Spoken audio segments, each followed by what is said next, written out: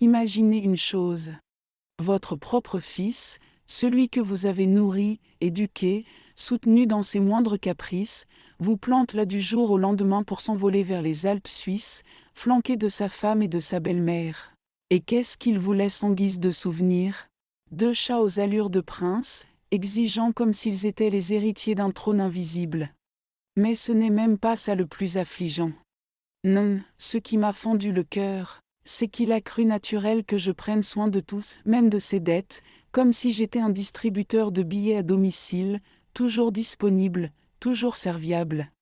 Je m'appelle Séraphine Lacoste. J'ai 71 ans, et chaque année que j'ai vécue m'a forgé une lucidité que la jeunesse ignore. J'ai été cadre dirigeante dans la finance pendant 4 décennies. 40 ans passés au Crédit Lyonnais à jongler entre les comptes, les risques et les bilans. Un parcours solide, sans faux semblants. Et pourtant, malgré tout cela, je me suis retrouvée seule, sur mon canapé face au lac d'Annecy, à repenser à cette matinée qui a tout fait basculer.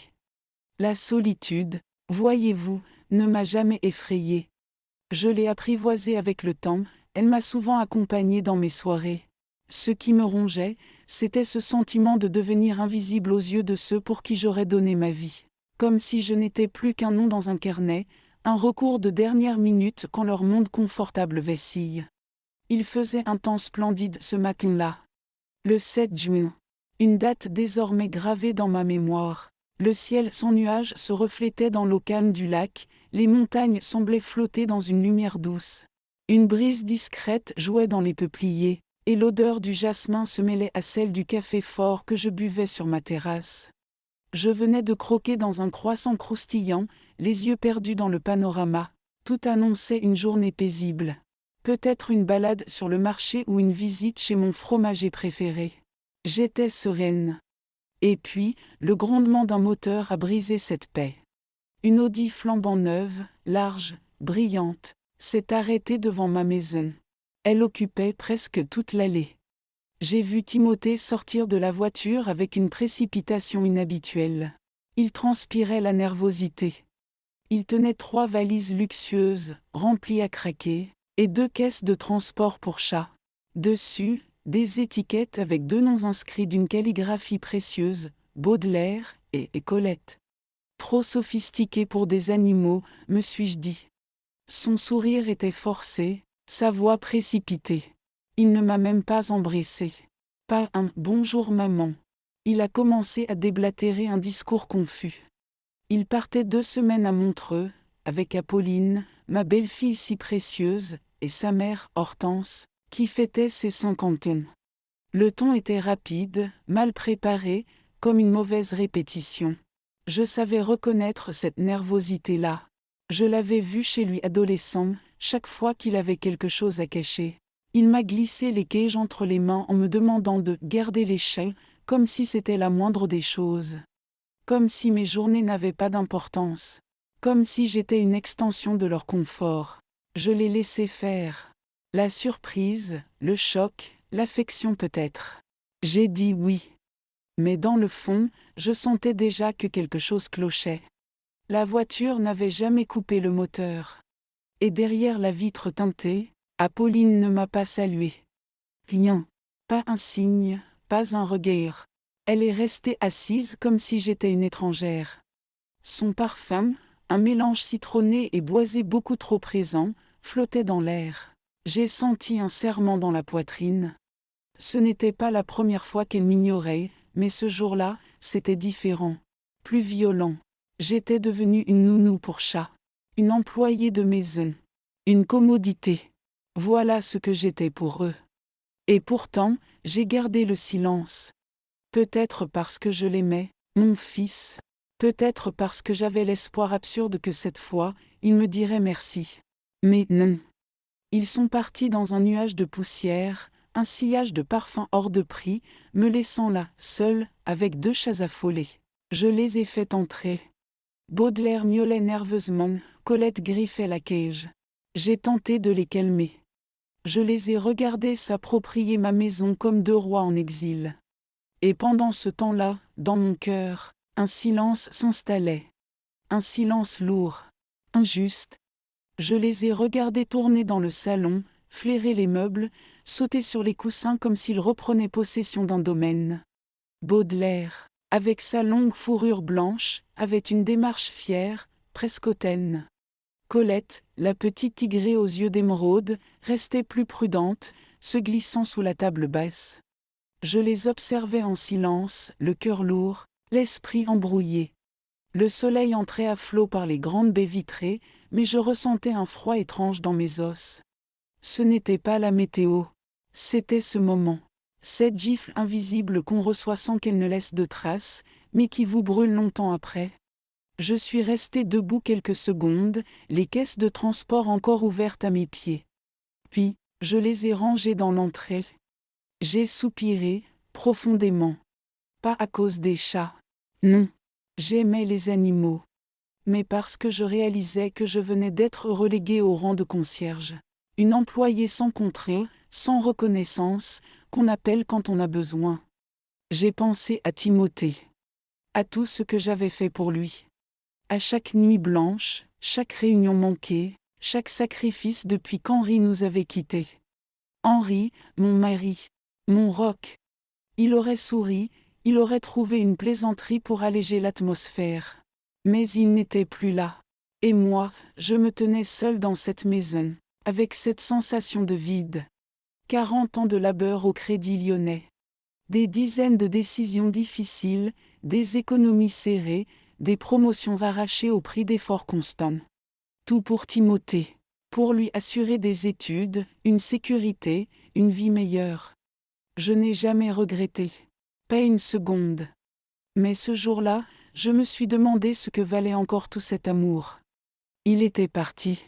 Sans un regard, sans un merci. Et Apolline ne m'avait même pas dit bonjour. Juste son odeur avait franchi le seuil de ma maison. Un parfum entêtant qui semblait affirmer « Tu ne comptes pas ». Je suis allé m'asseoir dans mon fauteuil, face au lac. Baudelaire s'est approché, s'est installé à mes pieds. Ses yeux me fixaient, curieux. Je l'ai caressé sans même y penser. Le ronronnement a rempli la pièce. Mais il ne couvrait pas le vacarme de mes pensées. Je me suis demandé si j'étais devenu invisible. Pas seulement à leurs yeux, mais à mes propres yeux aussi. Je les avais laissés me prendre pour acquises. Parce que j'avais trop aimé. Parce que j'avais trop donné. Et eux, ils étaient à Montreux.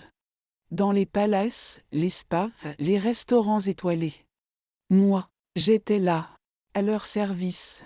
À surveiller deux félins exigeants pendant qu'ils célébraient les 50 ans de la reine-mère Hortense, comme je l'appelais en silence. Ce décalage me semblait grotesque.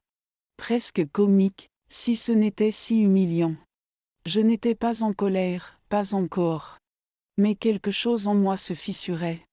Ce n'était plus seulement de la peine. C'était une prise de conscience, qu'ils me voyaient comme un meuble. Un élément du décor, utile, silencieux, jetable. Et cette pensée me piquait au plus profond de mon être. J'avais été quelqu'un dans le monde professionnel, respectée, écoutée, décisive. Et maintenant, j'étais une grand-mère oubliée qu'on sollicitait uniquement quand il n'y avait pas d'autre solution. Je ne voulais pas me plaindre, mais je ne pouvais plus faire semblant. J'ai rempli les gamelles des chats. J'ai nettoyé la litière. J'ai suivi les consignes laissées par Timothée sur un post-it collé à la hâte sur le frigo. Croquettes et 8h et 20h. Eau filtrée. Brosser Baudelaire chaque jour. Rien, pas un mot sur moi. Rien sur ma santé, mon confort, mes besoins. Juste une liste pour que les chats soient choyés. Leur bien-être était planifié dans les moindres détails. Le mien, invisible. Ce petit papier était un symbole. Celui de ma place dans leur vie. En dessous des animaux. En dessous de tout. J'ai murmuré en lisant la note, un sourire amer aux lèvres. Au moins, eux, ils savent ce qu'ils veulent. Et je me suis promis que moi aussi, désormais, je saurais ce que je voulais. Le jour tombait doucement sur le lac. Les lumières s'allumaient dans les maisons voisines. Chez moi, seul le ronronnement de Baudelaire remplissait le silence. Un silence pesant, douloureux, mais chargé de sens. J'allais faire quelque chose. Pas par vengeance. Mais pour me rappeler, à moi-même autant qu'à eux, que j'existais. Que j'avais encore une voix. Et une volonté. Le lendemain matin, je me suis levée avec un poids dans la poitrine. Non pas celui d'un cauchemar, mais celui d'une évidence. Leur silence. Pas un appel. Pas un message. Même pas une banale question sur les chats. Je m'étais pourtant réveillée tôt, pleine d'un espoir ridicule. J'ai pris mon téléphone, je l'ai allumé, j'ai vérifié 2 fois. Rien. Pas même un accusé de réception. Je me suis surprise à murmurer, ils doivent être occupés. Mais je savais que ce n'était pas ça. Ils n'étaient pas débordés. Ils m'avaient simplement effacé de leur programme. J'ai nourri Baudelaire et Colette.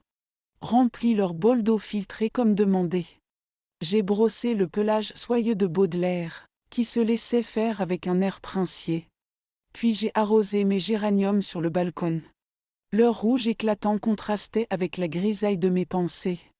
Je suis sortie marcher un peu, longer les rives du lac. Mais je n'étais pas vraiment là. Mes pas étaient mécaniques, mon regard absent. Chaque vibration de mon téléphone déclenchait un sursaut d'espoir. Mais ce n'était jamais eux. Des publicités, des alertes météo, une mise à jour d'application. Le reste du monde existait. Eux non. Ce silence était devenu un vide actif. Pas un oubli. Une décision. Et c'est cela qui faisait le plus mal. Ce choix délibéré de ne pas me parler. J'ai commencé à douter. Et si j'exagérais? S'ils attendaient juste d'être installés? Mais l'image d'Apolline derrière la vitre teintée me revenait. Son indifférence n'était pas de la distraction. C'était un message. Et Timothée, mon propre fils, avait évité mon regard. Il savait ce qu'il faisait. Il m'avait menti. Ce départ soi-disant précipité n'avait rien de spontané. C'était une mise en scène. Et moi, j'étais l'actrice secondaire. La figurante utile, jamais applaudie. Je suis rentrée chez moi, encore plus lasse que lorsque j'étais sortie. Baudelaire m'attendait sur le canapé. Je l'ai caressé sans même y penser. Il a fermé les yeux, rassuré. Colette, cachée sous un meuble, s'est approchée doucement. Je les ai regardés. Et j'ai pensé, eux au moins, ils ne mentent pas. Ils prennent ce qu'on leur donne, sans hypocrisie. Je me suis demandé si mes années de sacrifice avaient un jour compté. Si Timothée se souvenait de ses bêtises d'enfant, de ses angoisses d'adolescent, des nuits où je restais debout quand il faisait de la fièvre, de son premier appartement, que j'avais en partie payé, de sa première voiture, offerte en partie avec mon 13e mois, de ses études, soutenues sans compter. Jamais je n'avais attendu de retour. Mais ce silence, ce mépris poli, cette mise à l'équerre, c'était trop. Je me suis levée. Je suis allée dans la chambre d'Amy. Là où ils avaient laissé les affaires des chats. Les caisses de transport, en plastique rigide, trônaient au milieu de la pièce. Je voulais les rangers. C'est là que je l'ai vu. Un petit sac à main, élégant, posé à demi sous un coussin. Je l'ai reconnu tout de suite, il appartenait à Apolline. Je suis restée figée. Je n'aurais pas dû y toucher. Mais quelque chose m'y poussait. Pas de la curiosité. Une intuition. Ce 6e sens qu'on développe après des années à analyser, à flairer ce qui cloche dans les bilans et les discours trop lisses. Je me suis penchée.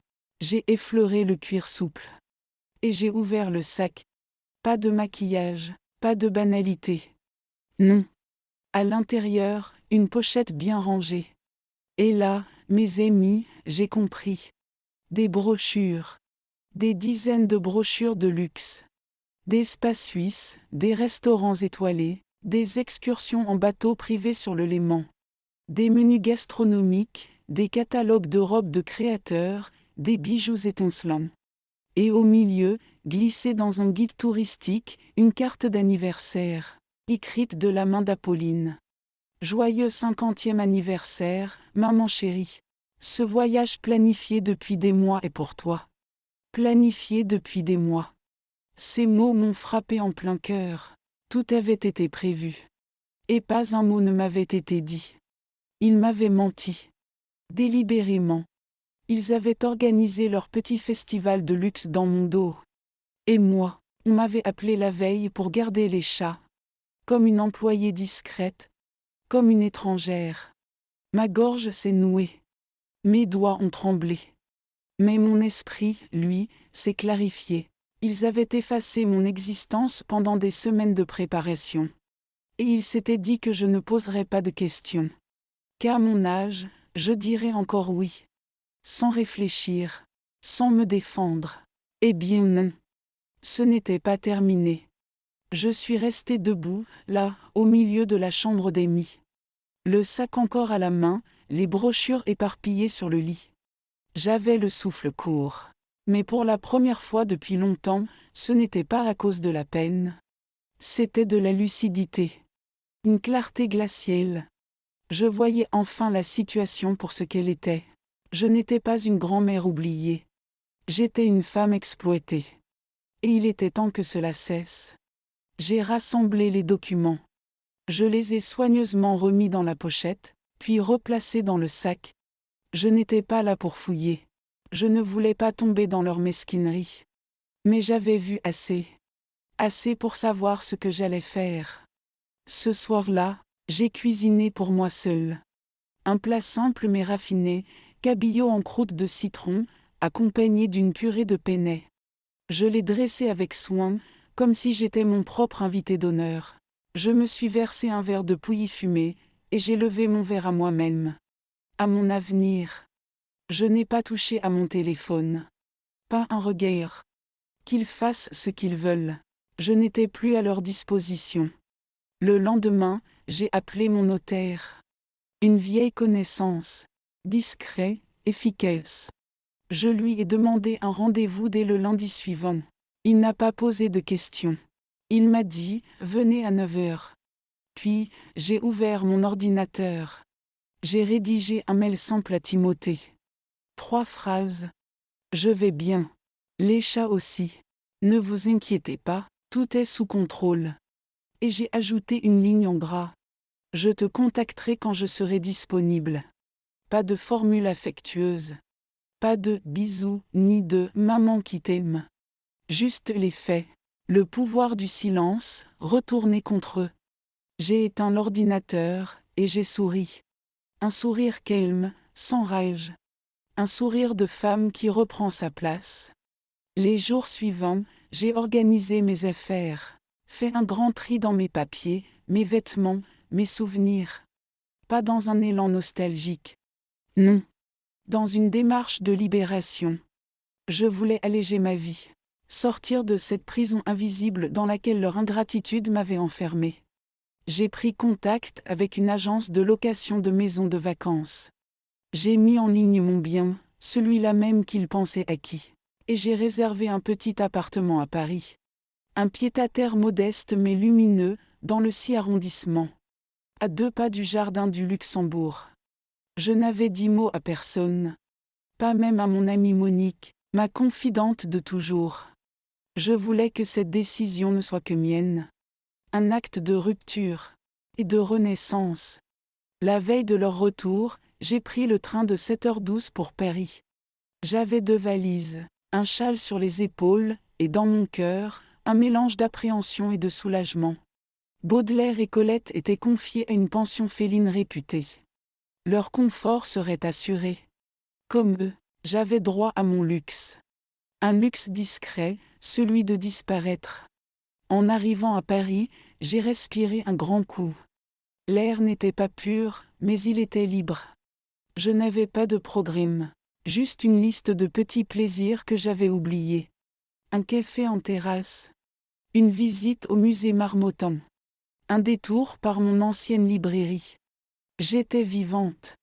Enfin, je ne savais pas encore comment il réagirait. Mais cela ne m'importait plus autant. J'avais repris les rênes. Le 3e jour, le téléphone a sonné. C'était Timothée. Son nom s'affichait sur l'écran, accompagné de cette photo ridicule où il portait encore ce pull bleu que je lui avais offert pour ses 30 ans. Je l'ai regardé sonner, sans bouger. Il a insisté. 5 appels. Puis des messages.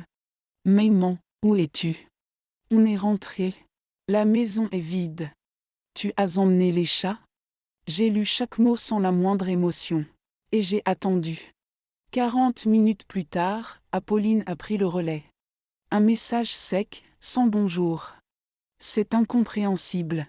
Tu aurais pu nous prévenir. Je l'ai relu 3 fois, ce mot, incompréhensible. Eux, qui m'avaient tenu à l'écart pendant des semaines, trouvaient désormais étrange que je prenne de la distance. Je n'ai pas répondu. Je suis allée me promener dans le jardin des plantes. J'ai observé les enfants courir, les vieux couples marcher main dans la main, les touristes prendre des photos du moindre canard. Et j'ai respiré. Le soir venu, j'ai ouvert un cahier. Un de ceux qu'on n'ose jamais remplir. Et j'ai écrit. Je suis Séraphine Lacoste. J'ai été mère, épouse, employée modèle. On m'a effacée. Je suis revenue. C'était peut-être ridicule. Mais j'en avais besoin. Je voulais fixer ce moment, comme un acte fondateur. Une déclaration de souveraineté. Le lendemain, j'ai reçu un appel de Monique. Elle avait croisé Timothée au marché. Il avait l'air paniqué, disait-elle. Il demandait à tout le monde s'il m'avait vu. Je l'imaginais, cherchant dans les rues, perdu sans ses repères, sans sa mère. Celle qu'il pensait acquise, disponible à toute heure. Je n'ai pas rappelé Monique. Pas encore. Je voulais savourer ce silence, mais cette fois à mon profit. Un silence qui pesait sur eux, pas sur moi. 3 jours plus tard, j'ai reçu une lettre manuscrite. Oui, une vraie lettre. De Timothée. L'écriture était tremblante. Il s'excusait, disait qu'ils n'avaient pas mesuré l'effet que leur départ précipité avait pu produire. Qu'ils avaient été maladroits. Qu'ils regrettaient de m'avoir mise dans cette position. Mais jamais il n'écrivait le mot égoïsme. Ni mensonge. Ni manipulation. C'étaient des excuses à moitié voilées. Un essai de reprise de contact, sans jamais vraiment s'abaisser. J'ai déchiré la lettre, calmement. Je n'avais pas besoin de demi-mesure. Je n'étais plus là pour absorber leurs erreurs. J'avais pris trop de coups en silence. Je n'allais pas retourner dans cette cage dorée, pas cette fois. Le lundi suivant, j'ai rencontré mon notaire. Nous avons rédigé une clause de mise en location pour la maison d'Annecy. Et j'ai modifié mon testament. Plus aucun bien ne serait destiné directement à Timothée. S'il voulait reconstruire une relation, il lui faudrait le faire comme un adulte. Pas comme un fils capricieux. Je n'ai pas agi dans la vengeance. J'ai agi dans le respect. De moi-même. Cela faisait bien trop longtemps que je n'avais pas dit non. Et ce non-là, il était salvateur. Quelques semaines ont passé. À Péry, j'avais trouvé mon rythme. Le matin, je prenais un café dans une brasserie de quartier, toujours à la même table, toujours face à la rue. Je lisais Le Monde, annotais des articles, soulignais des passages comme si j'étais encore analyste. L'après-midi, je marchais beaucoup. Des kilomètres dans les jambes, mais une légèreté retrouvée dans la poitrine. Le soir, j'écrivais, pas un journal intime. Plutôt des fragments de mémoire. Des portraits, des scènes, des silences. Je me reconstruisais par les mots. Puis un jour, le téléphone a sonné à nouveau. Mais cette fois, ce n'était pas Timothée. C'était Lou. Ma petite fille. Sa voix fluette, un peu hésitante. Elle avait 12 ans, et depuis toute petite, elle avait ce don, sentir ce que les adultes cachaient. Mamie, tu es fâchée contre papa. Je n'ai pas su quoi répondre tout de suite. Sa sincérité me désarmait. Elle n'avait pas les filtres, pas les justifications. Juste une question, brute. J'ai dit, je ne suis pas fâchée contre toi. Et elle a soufflé, soulagée. Puis elle a murmuré, tu me manques. J'ai fermé les yeux. Et j'ai senti une larme couler. Pas de tristesse, de reconnaissance.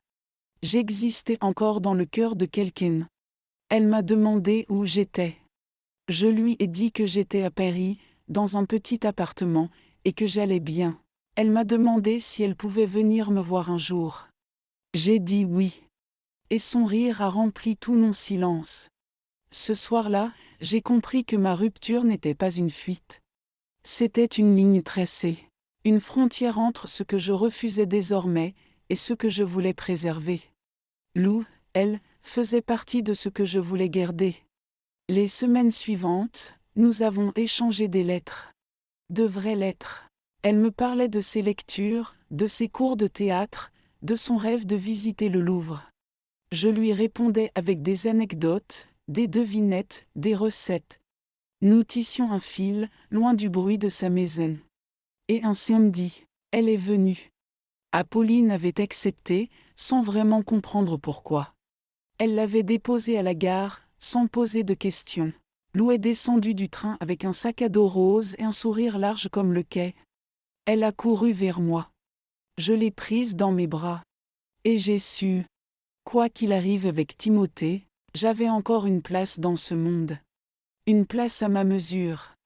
Lou est restée 2 jours. Nous avons visité les musées, mangé des crêpes, lu côte à côte sur le canapé. Elle ne m'a pas posé de questions. Elle m'a juste regardé vivre. Et c'était déjà beaucoup. Quand elle est repartie, elle m'a laissé un mot sur la table. Ne les laisse plus t'effacer, mamie. Tu es trop brillante pour disparaître. J'ai gardé ce mot dans mon portefeuille. Comme un talisman. Et j'ai repris ma marche.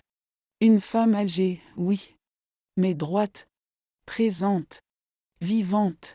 L'automne s'est installé doucement sur Paris. Les feuilles du Luxembourg viraient alors et aux rouilles, et l'air du matin piquait les joues. Dans mon appartement, tout trouvait sa place. Mes livres reprenaient vie sur de nouvelles étagères, mes carnets s'empilaient, pleins de pensées que je n'avais jamais osé écrire. Je ne regardais plus en arrière. Je n'attendais plus d'excuses qui ne viendraient pas. Je n'espérais plus un changement miraculeux chez Timothée. Et ce détachement, loin d'être froid, m'apportait une paix inédite. Je ne haïssais personne. Je n'avais plus besoin d'être aimé à tout prix. Je choisissais qui j'aimais, et comment. Lou venait de temps à autre. Toujours seule, toujours joyeuse. Elle m'apportait des biscuits faits maison, des dessins, parfois un vieux livre récupéré à l'école. Elle ne parlait jamais de chez elle. Je ne posais pas de questions. Nous avions inventé notre propre espace, hors du bruit. Une fois, elle m'a dit, « Tu sais, je crois que tu respires mieux ici. » Elle avait raison. Un dimanche, alors que nous déjeunions dans un petit restaurant italien, j'ai aperçu Apolline à travers la vitrine. Elle tenait le bras de sa mère. Elle riait. Elle m'a vu. Nos regards se sont croisés. Elle a hésité. Puis elle a détourné les yeux. Et j'ai souri. Pas par méchanceté. Par soulagement. J'étais enfin sortie de leur mise en scène. Je n'avais plus besoin d'en faire partie. Quelques jours plus tard, j'ai reçu une enveloppe belge, sans nom d'expéditeur. À l'intérieur, une lettre de Timothée. Plus courte que la première, mais différente. Il ne s'excusait pas. Il disait simplement qu'il espérait que je sois bien, que Lou parlait souvent de moi, et que, si je le voulais, il serait là pour parler. Je n'ai pas répondu.